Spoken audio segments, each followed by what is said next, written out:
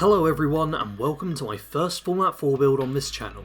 It isn't, however, my first Fallout 4 build ever made, so if you're wanting to see a whole host of other character builds for this game, check out the playlist I have here, which has an absolute boatload of them. For this build though, let's start with the special stats. She has 3 strength, 4 perception, 3 endurance, 1 charisma, 2 intelligence, 10 agility and 6 luck. As always with my builds from this game, this does include the special book in Sanctuary, as it should always be picked up right away. You'll also need to pick up the intelligence and perception bobbleheads later on at bare minimum, but both of these shouldn't prove all that tricky to get either. When it comes to the perks for this build, I've split things into major, minor and role-playing, basically just separating how important the different perks are to get. For major perks we have Commando, Gun Fu, Idiot Savant, Better Criticals, Action Girl and Mysterious Stranger. Commando is the main damage perk for the build, doubling damage with our automatic weapons, improving hipfire accuracy and giving a good chance to stagger. Simple perk, but also an essential one. Gun Fu is the perk this entire build was based around. What it does is boost damage to your second max target by 25%, gives a 50% damage boost to the third target, and then makes the fourth target and beyond be a critical hit. Basically, the more enemies you can target in a single round of VATS, the more deadly you will become. I'll talk about this more in the playstyle section, but it really is the centerpiece perk for the build. Next up, Idiot Savant, which is the one perk in the game which will quite literally pay for itself. Every time you gain experience, you have a chance to gain more. Pick this perk up as early as you can, every time, and you'll soon be leveling like crazy. Better Criticals does what it says.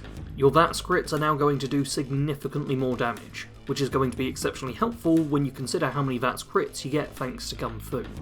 Action Girl will boost action point refresh speed.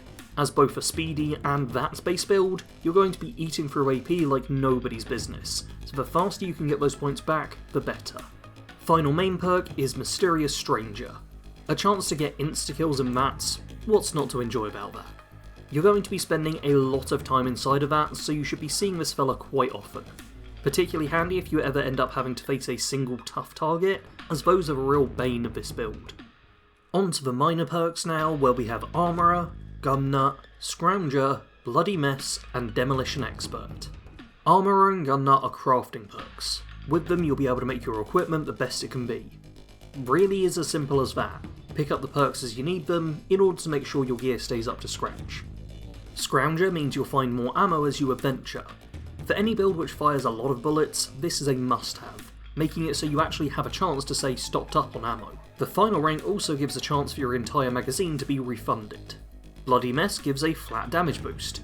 It will also make enemies explode, which is pretty cool. And speaking of explosions, we also have Demolition Expert.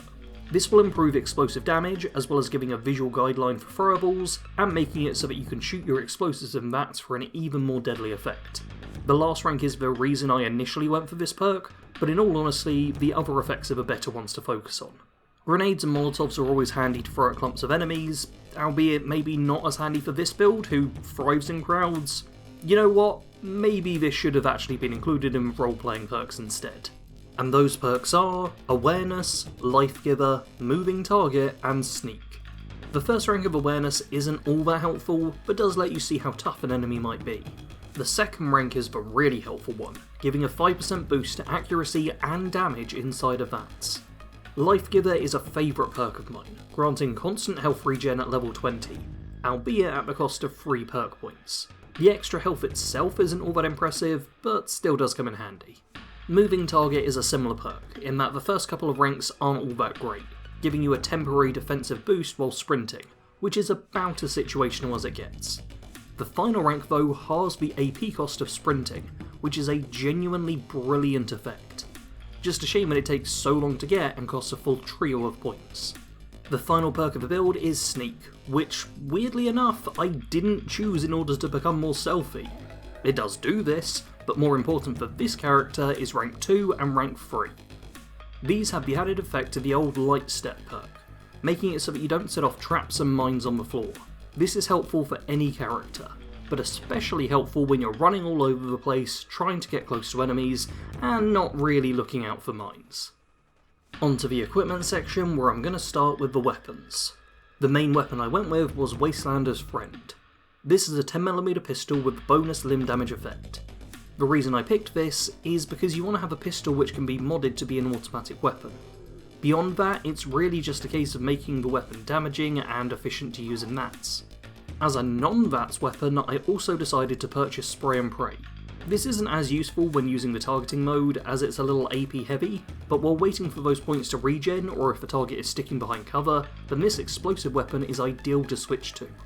I didn't end up using an energy weapon while playtesting this build, but I would highly recommend getting yourself a laser pistol as an alternative weapon choice for 10mm. Righteous Authority is a nice easy one to get early on, though the perfect option in my opinion would be Protectron's Gaze. Onto the armour section now, and here I was mostly just trying to go for a cool Raider style look. For this reason, I don't think you have to stick with the exact items I went for, and should instead just try and match the vibe. What I did have equipped was the Black Ops right shin guard, Champion right arm, Disciple's strap chest piece, Disciple's wrapped left arm, Destroyer's left leg, Operator glasses, and torn shirt and ragged pants. Obviously the aesthetic is the main thing here, but there's also a few extra bonuses which matter. The extra movement speed from the legendary legs is real handy to have, especially when it comes to closing the distance on enemies. On top of this, the special stats boosts for perception and agility are always going to be helpful. Anything that helps boost how often and effectively you can use VATS is going to be a smart choice. As a final piece of equipment, I want to recommend the use of Orange Mentats. This craftable chem is brilliant for VATS based builds, giving a flat VATS accuracy boost and +5 perception, meaning you have a much better chance of landing your shots. This character is all about the chaos of the wasteland. As such, they're not really one for advancing the interest of these factions who care all about order and control in the Commonwealth. She's looking to serve her own self-interests. As such, she can sign up with any faction who gives her some benefit, but won't ever really dedicate herself to their causes. If you really want one of the main 4 factions to stick with, then the Institute would be the ones who give you the greatest personal benefits, and also fit in better with a more evil-focused faction. Who she will eagerly sign up with are the Nuka World Raiders. These guys understand the wasteland. It's all about doing what you want and getting things your own way. She's more than happy to become their boss, and I'll leave it down to you to decide which of the groups you want to focus on helping out, as none of their perks really matter much for this character. The follower I ended up using for this build was Gage. He's a raider, nice and simple. Although it turns out he doesn't approve of chem usage, which is a bit of a bummer. A couple of other follower choices who may turn out to be even better options would be Strong and Kate. Not only are both of these characters somewhat more suited for a fairly self-interested playthrough, but they both are typically melee fighters, which fits in with the close range nature of this build. And speaking of that, this really is a build which is strongest in fairly close range. Ideally you don't want to be quite at melee range, but you do want to be fairly close to your targets. Unlike most builds, this is one who is actually strongest when absolutely surrounded and outnumbered. Due to the way Gun Fu works, you always want to be targeting 4 or more enemies. The first few won't be automatic critical hits, but every new target afterwards will be, making it so that you always hit and dish out devastating amounts of damage. Because of this, you want to be trying to surround yourself, so that you always have the ability to hit at least half a dozen different targets in VATS. Your initial few enemies should be ones you have a good chance of hitting with the shown percentage, but from target 4 onwards, you are guaranteed to land your shot, so feel free to go for those 1% headshots. The downside to this is that we are suddenly much weaker when we only have 1 or 2 enemies to deal with. In these situations you have to kind of rely on the fast fire rate of your weapons in order to dish out enough DPS to kill your targets before they can kill you. Overall, this makes for a somewhat unusual build to play as, but one which can be really powerful at a few points in the game. If, like me, you're not the biggest fan of VATS combat, then you might struggle a little at points, but you can always just go with Spray and Pray, both literally and also literally too, I guess. Whip out your explosive automatic weapon and just mow down enemies like nobody's business. As long as they're not too close, then you shouldn't take splashback damage. Hopefully. This character is one who would have been virtually unrecognisable in the pre-war world. A prim and proper young woman from the outside, she coasted through life thanks to the wealth of her family. She never had to try hard at anything, as her parents' influence ensured she would have friends, an easy job, and anything else her heart could desire. Her position of power helped to make her an incredibly self-centered and cruel individual. She would verbally harass her co-workers, safe in the knowledge that the company would never dare fire her. Despite being such a bitter person, karma never seemed to take its toll. She was paid well for doing very little, found a husband and got married, and soon after bought a brand new house and had a child. On the day the bombs dropped, it seemed like her bad deeds may have finally caught up to her.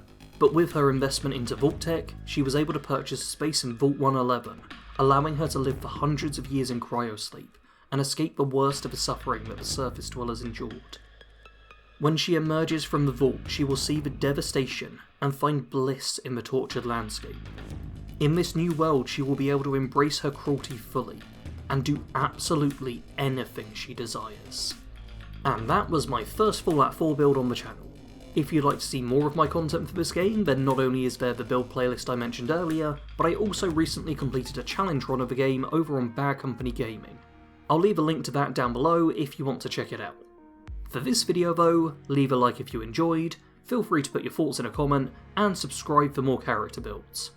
As always, thanks for watching. Sarge out.